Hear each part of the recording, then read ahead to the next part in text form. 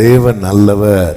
எல்லாருக்கும் செய்வதை போல் அல்ல, எனக்கு கர்த்தர் வித்தியாசமானதை செய்ய போகிறார். நல்ல கரங்களை தட்டி ஆமென் சொல்லுங்க பார்க்கலாம். வித்தியாசமானதை.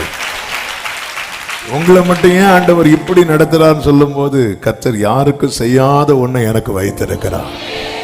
அல்லேலூயா. அந்த 38 வருடம் எத்தனையோ பேர் சுகம் பெற்று போயிருப்பாங்க. அதெல்லாம் அதாவது ஒரு அற்புதம் நடக்க, அந்த ஃபர்ஸ்ட் அற்புதம் இருக்குல்ல, அதுதான் ரொம்ப பெருசா இருக்கும்.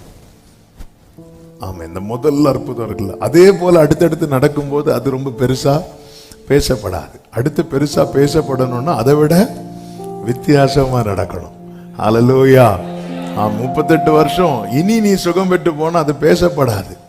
அது பேசப்படாத அற்புதம். கர்த்தர் ஒருத்தங்களை காத்திருக்க வைத்து செய்ய போறாருன்னா பேசப்படாத நிலை அல்ல. ஆமா, இதை குறித்து யாவரும் பேசுவாங்க.